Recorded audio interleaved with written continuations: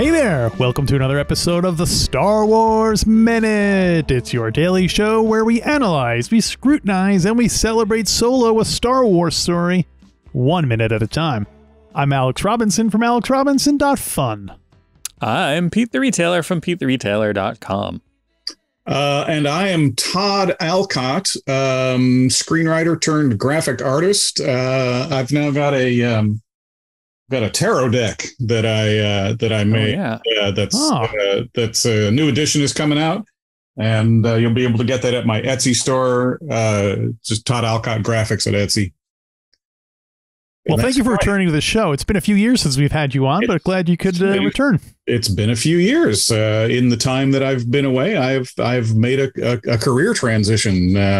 I've gone from being a screenwriter who was very frustrated at never being able to get anything done in the movie business to a graphic artist who I can now create something and put it on the internet and sell it immediately.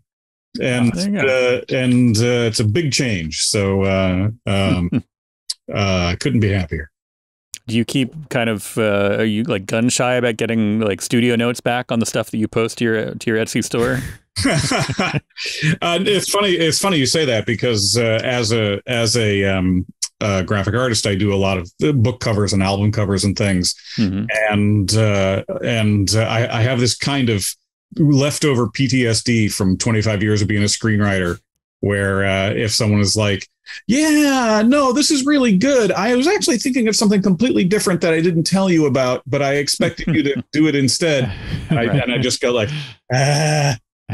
Slowly I turned. Exactly. Well, we won't give you any notes today. Thank you. Because we're talking about minute 113. Minute 113 of Solo, a Star Wars story. Minute 113 starts with Amon Grimm revealing that the coaxium caddy is empty. The coaxium caddy is empty. And it ends a minute later with Bobias Tenkit murdering Dryden Voss's guards in cold blood. Yeah, it's funny. There's a lot of murdering in this movie. I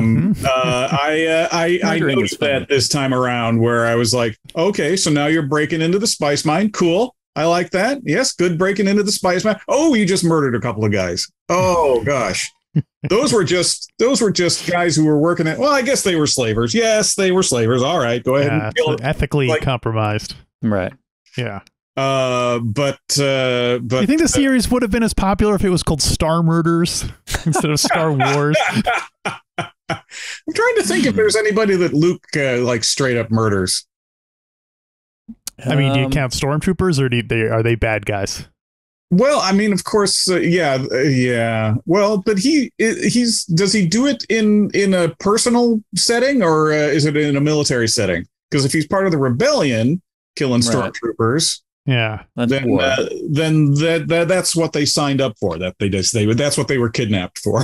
Yeah. Probably some of Jabba's minions were probably those are kind of more. Yeah. No, and the pirates show up at the Sarlacc pit, and you could argue that those are self-defense, but you could also say, well, he's a Jedi, so him wading in to cut up a bunch of guys at the Sarlacc pit isn't really fair play. But in any case, yeah, a lot of murdering going on in this movie. Yeah. Now, you said in the green room, you said you were a big fan of this film. I know it's an unpopular opinion, but this is my second favorite Star Wars movie after Rogue One. Wow. It's so funny because I didn't read any of the reviews, and I went to see it with my son, who would have been a teenager at the time, and I just at the end of the first act, when they pull off the heist and the coaxium falls into the mountain and it explodes and the mountain implodes and goes into hyperspace. I remember I turned to him and I said, "This is the greatest movie ever made." And then we went back the next night, because I brought my wife as well, and and the same moment happened, and I just instinctively I turned to her and said, "This is the greatest movie ever made." Everything, it's so weird to me because everything in it is really well done, especially that heist scene. I'm amazed at how another one of my favorite movies that had a script that was cobbled together as they were shooting was Jaws, and I consider both of them like miracles of modern filmmaking when you consider just how chaotic the process was. There's nothing chaotic about the end result. There's nothing weird and uneven, and there's a couple of weird jokey parts that I can't tell what cut they were from. I'm curious what the earlier cut looked like. I don't know what it was that Disney decided they needed to change, but to me, the end result is really seamless. And again, it's so funny. A lot of Star Wars fandom, they get upset about surface things like, oh, well, there was that shot where he did this thing, and so therefore I feel catered to, which I don't want to be catered to unless I want to be catered to, because if they don't cater to me, then I will be very angry they didn't cater to me. But if they cater to me, I will be very upset that they catered to me, because that's just fan service. But as a fan, I don't like being serviced unless I do. I think it's a first class caper picture. It's a terrific action picture. I think that it's only if you go in saying, well, this guy has to be Harrison Ford or else I'm not going to enjoy this movie. I think everybody's great, and I love the idea that, I mean, as far as like a heist caper kind of thing goes, the script is fantastic. It just keeps sailing from moment to moment to moment. It was reminding me a lot of Raiders of the Lost Ark, and something that Spielberg said back in 1981, which was, what if there was a movie that was all good parts? and I feel like that's what this movie is. It just sails from good part to good part to good part. And at first I thought I was making too big a connection between the Indiana Jones thing and this. But then there's actually a character. Oh man, what was the name? It's not in this minutes, but it's very close by. Tote. The hat check guy at the yacht is named Tote. That was. Yeah, I'm a big fan of the picture. I think that Ron Howard did a fantastic job of whatever it was that he was trying to accomplish. Like I say, I don't know what the earlier cut looked like. I'm a big fan of Lord Miller's work as well, so I'd be curious to see what their movie was and why Lucasfilm let them go so long down an alley that they didn't intend to follow. I don't know. I'm not privy to any of this stuff, so. Yeah. Part of me is tempted. I would love it if some Disney employee who was on their way out just did like a kind of info dump where they just kind of uploaded all the studio notes and all the original drafts and things like that, just so we could see what was going on. Same thing with Rogue One too, because Rogue One also. Yeah, so the two most troubled productions are your two favorite ones. I just adore Rogue One. It's just every aspect of it is fantastic. It's so well done. And what I was going to say earlier was that there was a episode of, I think the third episode of the Obi-Wan show where it finally kind of hit its stride. And it was a Star Wars thing. And what I mean is that there's a ticking clock and they have to get from this place to this place. But complications. And then this person comes in. But then, at the last second, that one person you forgot about, he shows up. And that sort of thing. That to me, it all goes back to those 30s serials that George Lucas adored so much.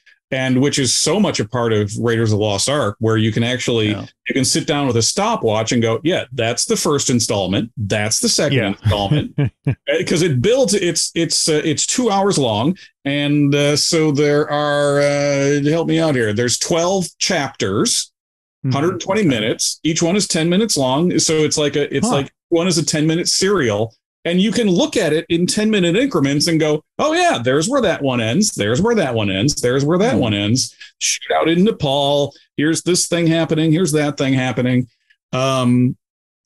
And I feel like this is structured the same way, which is amazing to me, considering, like I say, just how chaotic everything was. I would expect to see something that looked much more cobbled together, but I'm sure it cost a whole lot of money, but I can't imagine why. I can't imagine that it lost so much money that they said, well, we're not going to make these anymore. Doesn't that seem that considering all of the investment they're making in the TV shows and everything?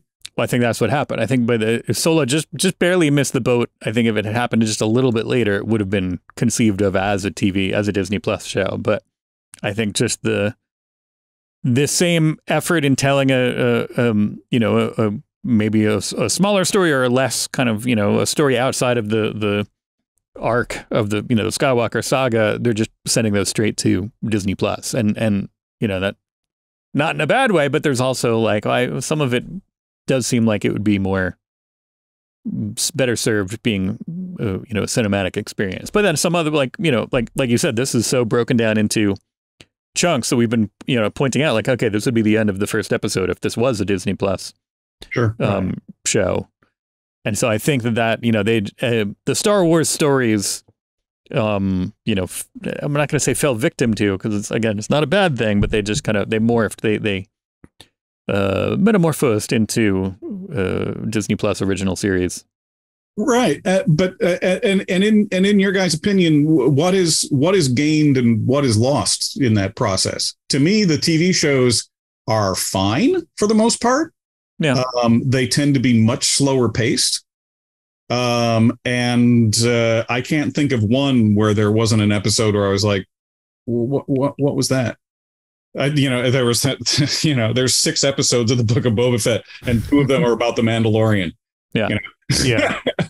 But in any case, for me, it's just about budget and honestly the amount of money spent on the production, because everything in Solo looks great. It's incredibly complicated filmmaking. But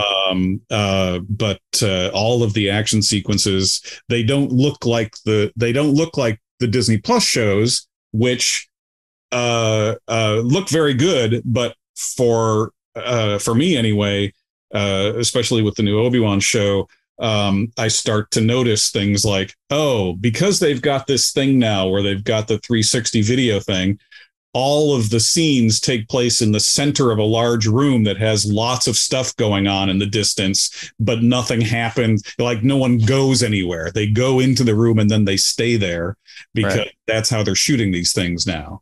And it looks better than like Star Trek: The Next Generation, for instance.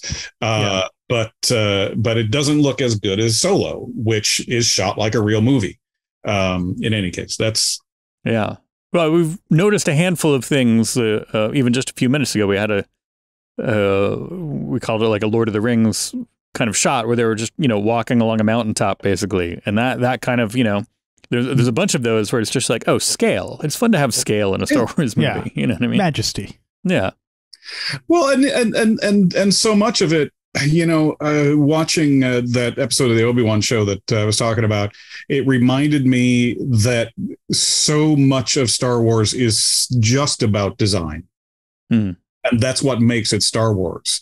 That there, if you're looking at the gun the guy's holding, or the way the ship looks, or the way that the monsters look, or the way that, the number of creatures in the casino or whatever, you can tell just by looking at something, does that feel like Star Wars or does it not? And it just, I go back to that George Lucas is in his heart a gearhead. He likes building stuff. He likes putting stuff together. Speed. speed. He likes speed. He likes, 14-year-old guy stuff, just like Spielberg.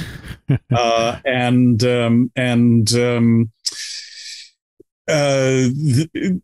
that the movies at their best reflect that. They don't have to be complicated, but they have to look a certain way. Anyway, that's it. Yeah. I think that Star Wars is it's both much simpler than people think it is, and much more complicated because it comes down to things like aesthetics. Right.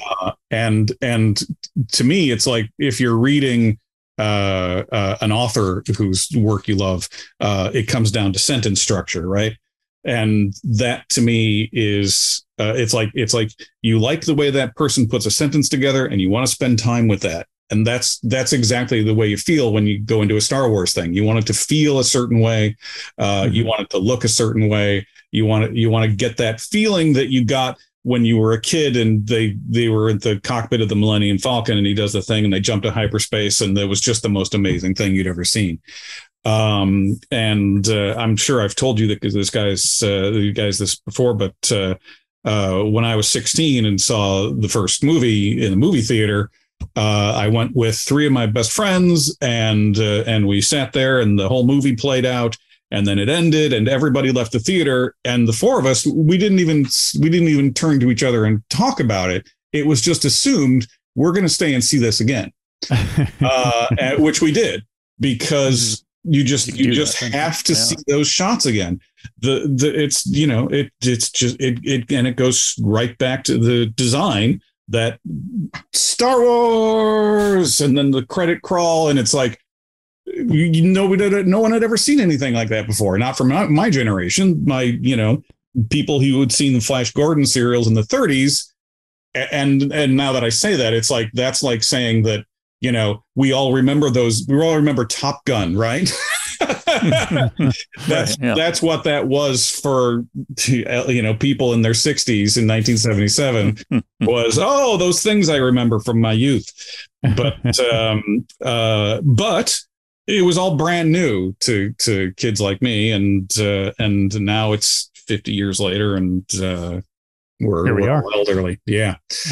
but no, I thought that Solo really worked on all of those levels, specifically just being this is the derogatory way to put it, but a genre rehash. It takes you back to what Star Wars was always about, which is that it has the vocabulary of a science fiction movie, but it's really a fantasy, but it's really a Western, but it's really an action adventure picture. Samurai movie. It's a samurai movie. It's an Errol Flynn movie. It's Captain Blood. It's the Adventures of Robin Hood. And so much of it has to do with the look and the lived in future. And, I remember that being so fresh, the idea that there was a science fiction landscape that was all banged up and rusty. And it wasn't until Alien came out in 79 that you saw that kind of attention to detail given to the world building, where it's like, no, you really believe that the Nostromo is a real place and it's got this, and that's Ridley Scott, who is all about texture and scenic design and stuff happening in front of the actor and behind the actor and all of that stuff. Anyway, but this pivotal scene where there's like 3 reversals in the space of a minute is emblematic of how this script works, because it's part noir. That means that everybody in the movie is pretending to be something they're not. Right. They have their own agenda. Exactly. And because it's a caper movie, that means that the good guy, it turns out, was thinking 2 steps ahead of the bad guy, who he thought was, you know what I'm saying? All of the different, I got you. No, but I've actually got you. But this other person actually, that sort of thing. And I having written dozens of scripts that never got made into movies, I can tell you just how hard it is to structure this kind of a caper, which is why it's so satisfying when you have a picture like The Sting, where if you actually go back and look at it scene by scene, it's very straightforward. But when you're experiencing it for the first time, it's like, oh my God, this is amazing. This is just an amazing picture. Yeah. It's funny. That's not the first time The Sting has come up this week, I don't think. Interesting. About this. So, yeah, I do love the we had it a couple of minutes ago. The little wink to the audience, essentially, when Han pulls up the lid of the coaxium container, and we get to see the gun. You know, nobody else is seeing it. We get to see it, and it's an extra layer of wink because it's Han Solo's blaster. It's like, not only is it a gun, it's the gun. It's you know that, like, okay, he's got it kind of under control in a sense, or he has a plan. He has a plan, and what I was saying before, that everybody in the movie is pretending to be something they're not. One of Han Solo's defining features in this movie is that, and I think through the rest of the franchise, is that he's always pretending to be a little more capable than he is. He's good at what he does, but he's not as good as he thinks he is. And he's always biting off more than he can chew. And the gun under the lid gambit doesn't work. Somebody else in the room figures it out. Or knows it from the beginning. I guess I'm blanking on Paul Bettany's character's name. Dryden Voss. Dryden Voss. And I love his performance in this because in the same way that Han Solo wants to be an outlaw, but he's really the good guy, which is what they state outright a few minutes before this. Dryden Voss is evil to the core, but is pretending that he's a regular guy. And the thing that I love about Paul Bettany's performance is that you can actually see the struggle as he tries to, like, put on the mask of an ordinary guy who cares about people. And I love that aspect of it, where he murders the guy on the bridge of his yacht, and then says, what am I thinking? It's a party. And he's got the servant there that's missing the top half of her head, and so you can tell that that's not a good guy. but that he's trying to, he doesn't have it in him. And anyway, and I love seeing that struggle. Whereas Kira is much better. She's a classic femme fatale. She's much better at pretending she loves somebody when her heart belongs to Darth Maul. Sorry, spoiler alert. But anyway, classic tune. My heart belongs to Darth Maul. Well, how much do you think she is, like, how much is she kind of playing it as it comes along, and how much does she have a plan outright? Once this starts to kind of, you see the moment a little while ago where she finds out, like, okay, Dryden Voss knows what's up. Like, how much of Han's plan is she in on? And then how much of it does she have decided in her mind of what's going to happen in the long term of all this? Is he, in the back of her head, is she like, okay, well, if this all ends with us getting rid of Dryden Voss, then I'm just going to report back to Darth Maul and we're going to continue? Like, is that in her head the whole time? Or are there moments where she is like, okay, this could work for us the way that Han wants it? I think in the same way that Dryden, for all of his cruelty, still answers to Darth Maul, and he's terrified of Darth Maul. I feel like Kira, she's content to rise to Dryden's position, but she's not going to betray Darth Maul because he's a Sith. He's a freaking Sith. You don't screw around with those people. There was a lot of controversy about, come on, Darth Maul. Oh, geez, what? And then there's the people in the audience who are like, who is that? What's going on? It's like, no, he turns on the lightsaber so you know it's him. I don't know why else he does it, but he does. That's just what he does on a Zoom call sometimes. He did it to repeat. Remember, I'm Darth Maul. Right. Yeah, you should have had the lightsaber. One side comes out and it says Darth, and the other side comes out and it says Maul. Just kind of like like finger rings or something like that. But on the lightsaber blade, it's on the blade itself. It's just like who was the character in Radio Raheem? Radio Raheem. Yeah, totally. There you go. But yeah, my son, he was into the Rebels show much earlier than I was, or the Clone Wars, whichever one Darth Maul comes back on. And he was like, yeah, no, in the Star Wars fandom, they've got a new phrase for improbable plot events, which is that he spider-legged it out of there. They thought he was dead, but he spider-legged it out of there. I assume that's also what happens on the Obi-Wan show. There's the Inquisitor who we see get killed, and they say, well, that guy's dead, and then it turns out he's not dead. Somehow he returned. Somehow he spider-legged it out of there. Mm-hmm.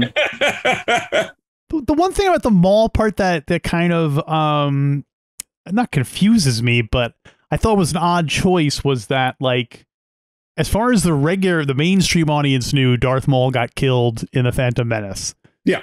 And it doesn't seem like it almost feels like it should be like a Thanos type thing where they're reintroducing Darth Maul because maybe they thought there were going to be more episodes or I guess. I'm sure they thought there was going to be a whole string of solo movies starring Alden Ehrenreich and Emilia Clarke. And then that Ray Park was like, yeah. Now I can come back for some real money. I wonder what I think a large percentage of the audience either falls into the don't know who that is camp or the I thought he died and why it doesn't make sense that he's back camp. Right.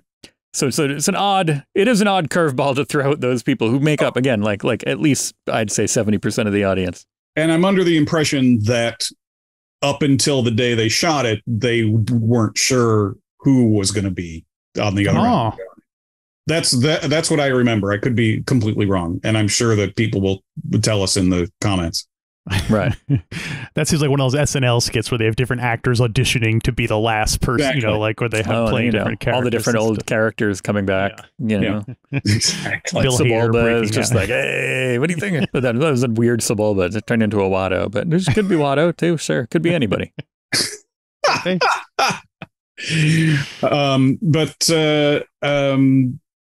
So yeah, there's these reveals and reversals and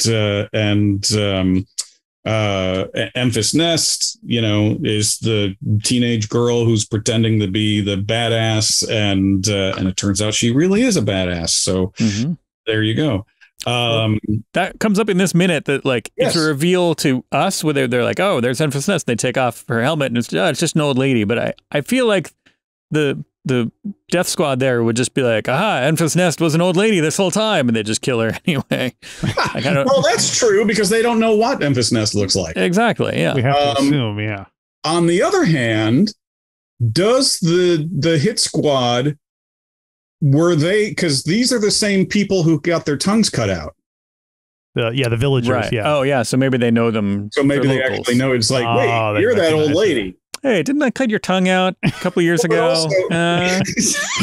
Exactly. You look familiar. Could you tell me? Well, I guess you can. Well, yeah.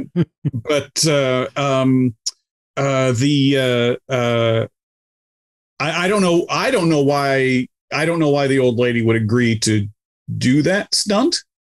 Unless that Enfys Nest was like, don't worry, I'll jump up behind these guys before anything happens. I don't know. She's very confident that plan's going to work.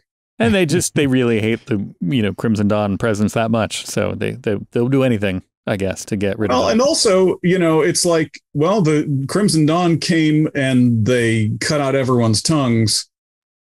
That to me is like, well, that's an all or nothing proposition. It's like the story that Colonel Kurtz tells in Apocalypse Now of that they cut off the village's inoculated arms as to show how against they were this imperialism. But so also, what do they have to lose? Boy, that planet is desolate. You wouldn't think that they were refining the most valuable substance in the galaxy. Yeah. Climate-wise, I feel like it seems pretty nice, though. I mean, I would rather be there than Hoth or sure a bunch of other planets. But now here's your chance. Get in while it's cheap. You can set up like a B&B or something, or like a, Well, exactly. Why don't they just stay there? Han could stay there and open his own casino. Beachfront property. It's nice. Yeah. All the coaxium you can eat.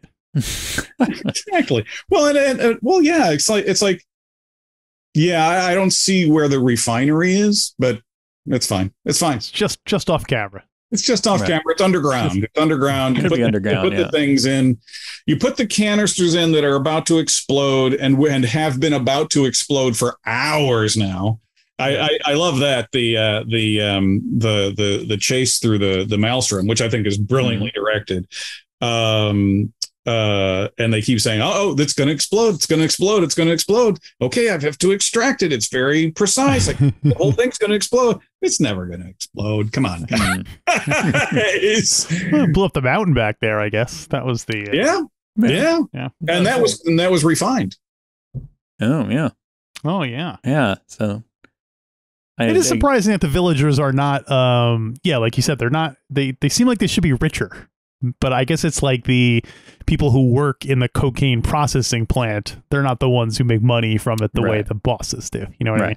It's like it's like being at the gas station and the guy filling your tank be like, why isn't he rich? He works at the gas station. Gas is so expensive. Why isn't that guy rich? Yeah, fair enough. And they are all slaves to Crimson Dawn. Right. Yeah. Yeah. Yeah. Anyway, I mean, let me back it up by saying he should be. So sure. That's, I think, yes. Oh, and also then why don't they just kill everybody on sight also? This is, but without even the unmasking. I know we need it for the plot. You mean the Death Squad? Why doesn't the Death Squad kill everybody? Why doesn't the Death Squad do their job and kill everybody here?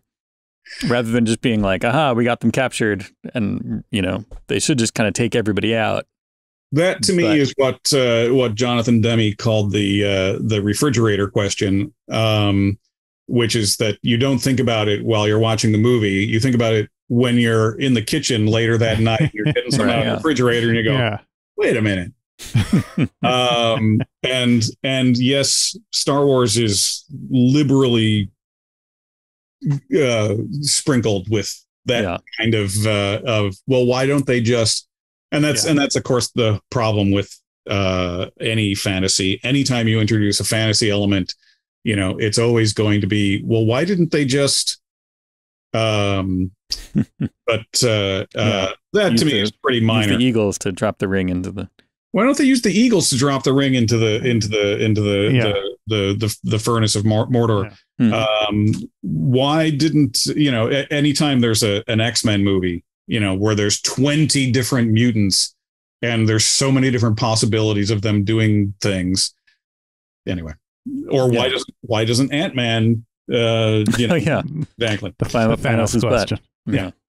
I don't know if you saw, but there was I think it was just today that there was some kind of Marvel thing where they got Paul Rudd and Evangeline Lilly to do an introduction to some event.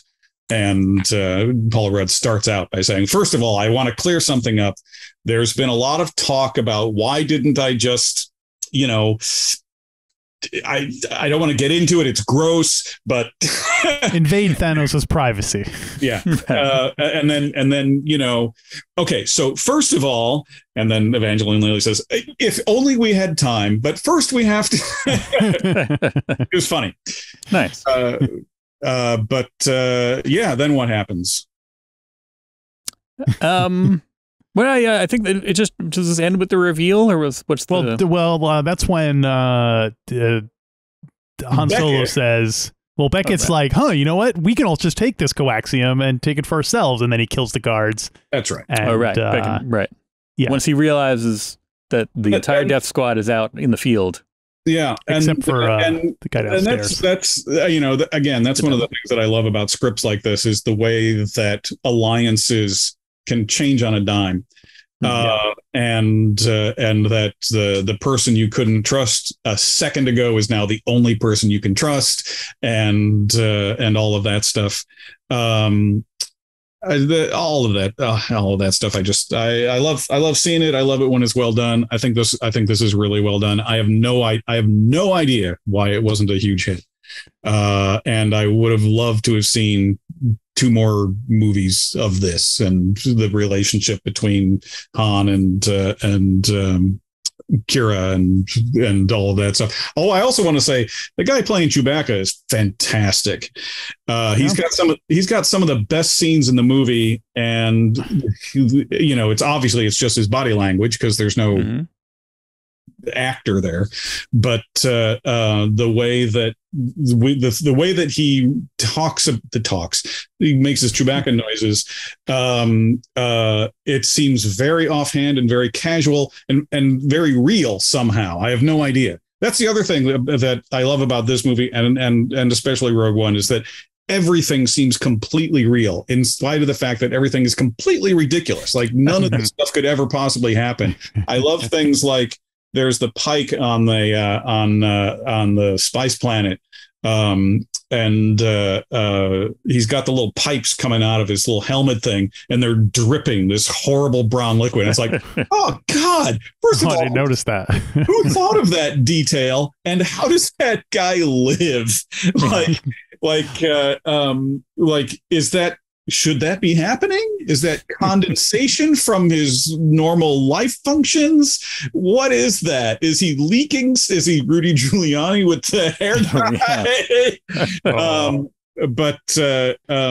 love the idea that somebody sat down and said, okay, so this guy, he's going to have this horrible brown liquid dripping out of his pipes. He's got a cold. I think it's like an NBA game where every time he leaves the room, people just like run right out and they wipe up the floor with towels real quick, and then they leave. It's horrible. Yeah, and also, I mean, obviously, the planet that he's working on is also, it's hell. It's just a horrible, horrible place. But the idea that he's just kind of like he accepts that, and that's his life. And he goes around with a little set of keys and ripping stuff all over the consoles. And you really feel for the robots. And I love the whole robot rebellion scene as well. I think it's hilarious. I think that L337 is hilarious. I don't know. And to say nothing of Donald Glover as Lando, where after you've been watching this movie for 45 minutes saying, well, this guy's not Harrison Ford. This guy's not Harrison Ford. He's not Harrison Ford. And then there's Donald Glover, and he's not just doing an impression of Billy D. Williams. He's absorbed that, and he's giving this other performance.